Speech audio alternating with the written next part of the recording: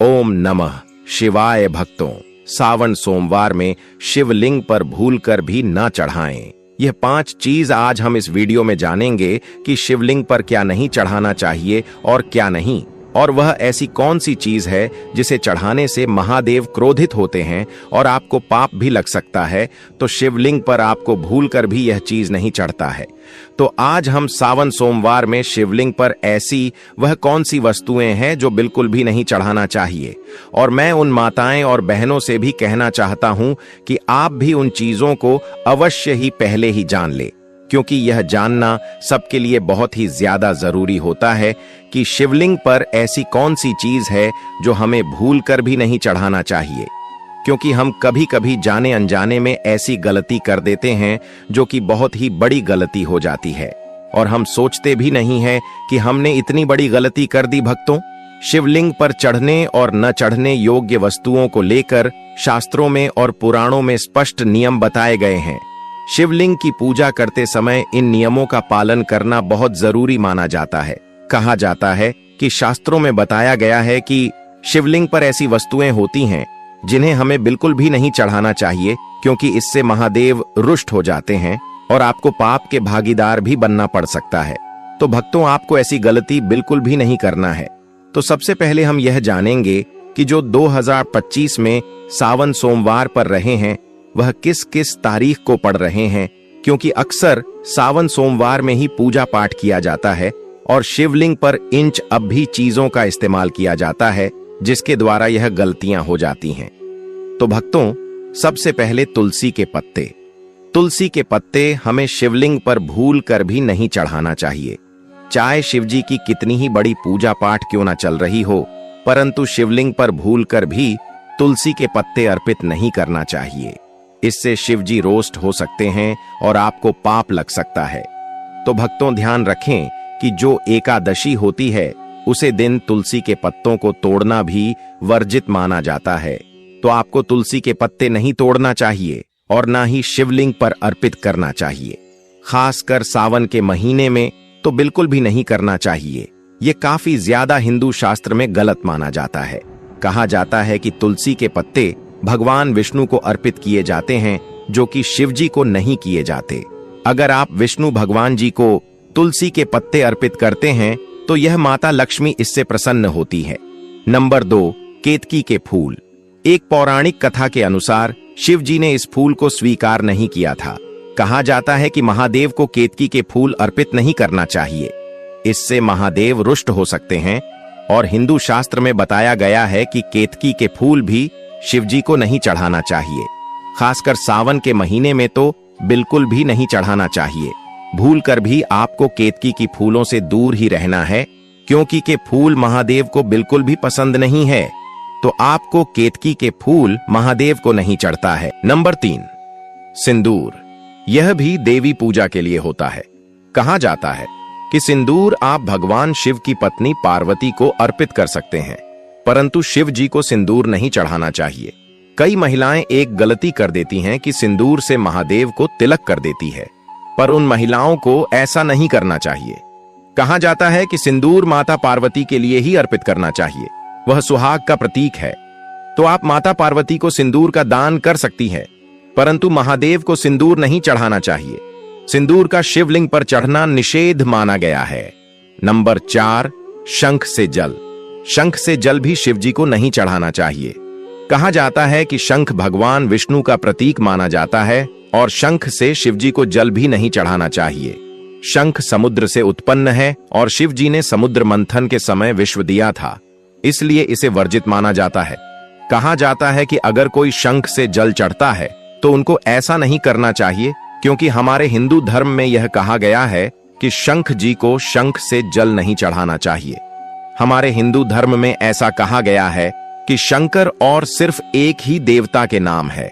लेकिन इस प्रश्न का अर्थ यह है, यदि कि शिवलिंग पर स्वर्ण भगवान शंकर को जल क्यों नहीं चढ़ाया जाता, या फिर शंकर जी पर क्यों जल नहीं चढ़ाया जाता, तो इसका उत्तर धार्मिक दृष्टि से आपको बता सकते हैं।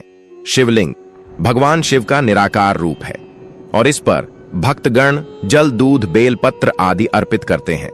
इसका मतलब यह नहीं है कि शिव जी को जल नहीं चढ़ाया जाता, बल्कि शिवलिंग पर जल चढ़ाना ही सिर्फ पर जल चढ़ाना है। स्वयं शिव को जल की आवश्यकता नहीं होती है, इसलिए भी शिवलिंग पर शंकर से जल चढ़ाना वर्जित माना गया है। धार्मिक मान्यताओं के अनुसार भगवान से घर और निखारी है, विश्व में ही पूर्ण है। उन्हें किसी की पूजा की आवश्यकता नहीं है, लेकिन भक्तों के प्रेम को स्वीकार करते हैं। इस कारण वक्त अगर उनकी कृपा पाने के लिए शिवलिंग पर जल चढ़ाते हैं, ज्यादातर मंदिर में जो सिर्फ जी की मूर्ति होती है, वह शंकर के रूप में जटाधारी तिलसुरधारी, उन पर जल चढ़ाना सामान्य परंपरा नहीं है, क्योंकि वे स्टार मूर्ति के रूप में होते हैं और उसे पर जल चढ़ाने से मूर्ति को नुकसान हो सकता है। जबकि शिवलिंग विशेष रूप से जल और अन्य अर्पण सहने के लिए ही बनाई जाती है। तो आप शिवलिंग पर जल चढ़ा सकते हैं, परंतु शंकर से आपको नहीं चढ़ता है। नंबर 5, टूटे हुए चावल।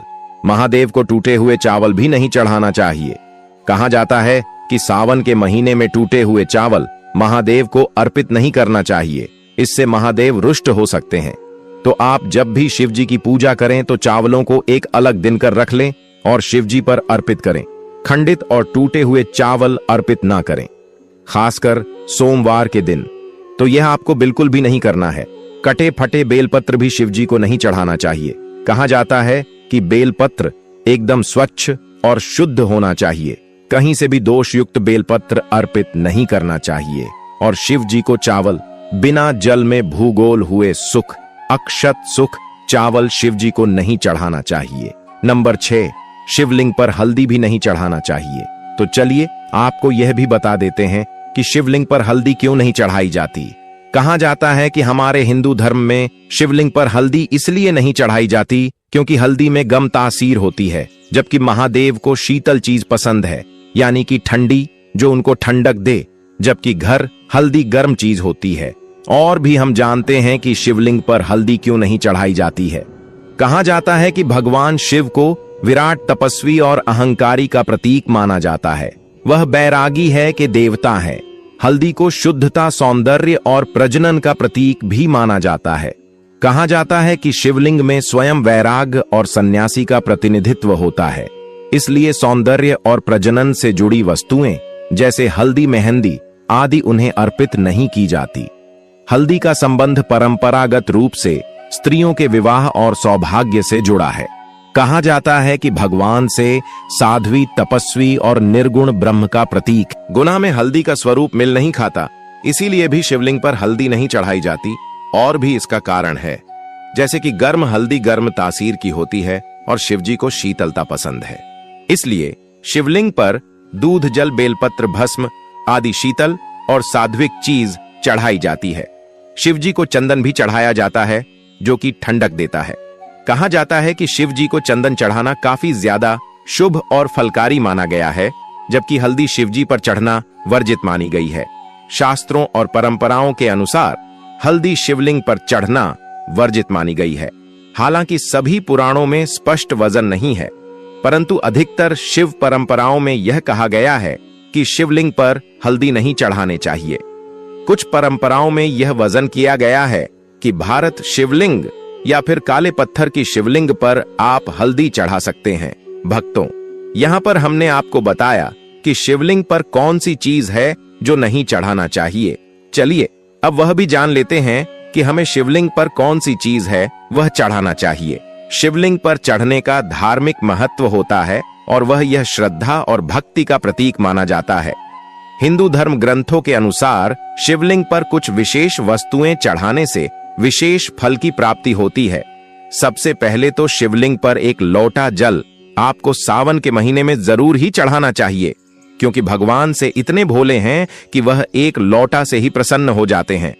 अगर कोई सच्ची मंच श्रद्धा से एक लोटा शिवलिंग पर चढ़ा देता है तो समझिए भगवान से पूछने प्रश्न कर लिया। सबसे सामान्य और पवित्र चढ़ना है। जल शांत भाव से जल अर्पित करने से मन को शांति मिलती है। कच्चा दूध, भगवान शिव को कच्चा और शुद्ध ठंडा दूध सब्जी को बहुत प्रिय है। इससे सौभाग्य और सुंदरता की प्राप्ति होती है। दही शिवजी को ठंडक प्रदान करता है और भक्तों को भी शांति प्रदान करता है। शहर शहर शिवलिंग पर जरूर ही चढ़ाना चाहिए। मिठास जीवन में मिठास भरने के लिए और मनोकामना पूर्ति के लिए। शिवलिंग पर शहर अवश्य ही चढ़ाएगी। अग्नि तत्व को शांत करने के लिए होता है, इसलिए शिवलिंग पर की आवश्यक शरण गंगा जल अत्यंत पवित्र माना जाने वाला गंगा जल सभी अभिषेकों में विशेष रूप से उपयोगी माना जाता है। तो आप सावन के महीने में थोड़ा सा गंगा जल मिलकर जल चढ़ा सकते हैं। बेलपत्र शिवजी को सबसे ज्यादा प्रिय है। बेलपत्र चढ़ाना शुभ कार्य माना जाता है। आप पाठ पटरी वाला बेलपत्र भी चढ़ा सकते हैं अगर आपके पास है। अगर आपके पास 5 पटरी वाला बेलपत्र नहीं है तो आप 3 पट्टी वाला भी बेलपत्र चढ़ा सकते हैं। धतूरा और आप थोड़े के फूल भी शिवजी को बहुत पसंद है, तो आप शिवजी को धतूरा और आंकड़े के फूल भी सावन के महीने में अवश्य चढ़ाएं। विश्व तत्व भी शिवजी को अत्यंत प्रिय है। इन्हें विशेष रूप से नाग पंचमी यहां पर सावन में ही चढ़ाया जाता है। कहा जाता है कि सावन के महीने में तो शिवजी का सबसे प्रिय जो है वह है नाक को भी दूध पिलाना, काफी ज्यादा शुभकारी माना जाता है। तो अगर आपके पास कहीं भी स्वामी वगैरह है तो आप सावन के महीने में उसे पर दूध अवश्य ही चढ़ाई। भस्म शिवजी का प्रमुख श्रृंगार है। भारत में विभूति मोक्ष और वैराग्य का प्रतीक है। कहा जाता है कि सावन के महीने में शिवजी को ठंडक प्रदान करने वाली भस्म जरूर ही चढ़ाई। सफेद फूल जैसे कि चमेली, कुंड, बिल आदि भी शिवजी को जरूर चढ़ाना चाहिए। शिवजी को सफेद रंग के फूल अधिक प्रिय माने जाते हैं। कहा जाता है कि उनकी प्रिया फूल सफेद कलर की ही होती है, तो आप हो सके तो सावन के महीने में उनका सफेद फूल अर्पित अवश्य करें। तौबा। तो यहाँ पर हमने आपको बताया कि हमें कौन सी चीज चढ़ाना चाहिए और कौन सी नहीं चढ़ाना चाहिए। चलिए अब यह जानते हैं कि सावन के महीने में शिवलिंग की पूजा किस तरीके से करना चाहिए।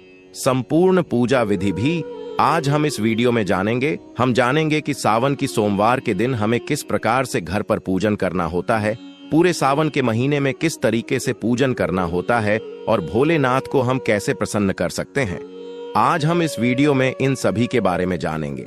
सोमवार का दिन भगवान भोलेनाथ को अत्यधिक प्रिय होता है और कहा जाता है कि सावन के महीने को प्यार का महीना भी कहा जाता है, क्योंकि इस महीने में अगर कोई पूरे श्रद्धा भाव से महादेव की पूजा करे तो उसको भोलेनाथ की कृपा प्राप्त होती है और माता पार्वती भी बहुत ही ज्यादा प्रसन्न होती हैं। इस दिन भगवान भोलेनाथ के लिए व्रत किए जाते हैं। कई लोग तो पूरे सावन का व्रत रखते हैं और कई लोग ऐसे होते हैं जो सिर्फ 4 सोमवार का ही व्रत करते हैं। परंतु यह तो खुद पर डिपेंड करता है कि किसको कितने सावन सोमवार व्रत करना है और क्या वह पूरी सावन सोमवार भी व्रत रख सकते हैं। और इस पर भी अगर सावन के सौंग, तो यह बहुत ही ज्यादा का महीना जो है वह भगवान भोलेनाथ को अत्यधिक प्रिय है। पूरे सावन मास में पढ़ने वाले सभी सोमवार, प्रदोष और शिवरात्रि जो है वह भगवान भोलेनाथ की पूजा अर्चना के लिए बहुत ज्यादा विशेष होते हैं। तो देखिए, इस दिन सुबह सवेरे नित्य कर्मों से स्नान आदि करके निवृत्त होकर साफ स्वच्छ वस्त्र धारण करें और हो सके तो भक्तों, नहाने के पानी में आप थोड़ा सा गंगा जल मिला लें। 1 से 2 बूंद गंगा जल की जरूर शामिल करें। इससे गंगा जल स्नान माना जाता है। और इस दिन हो सके तो सफेद कलर के वस्त्र धारण न करें, हो सके तो हर रंग की वस्त्र धारण करें। हर रंग महादेव को अति प्रिय है।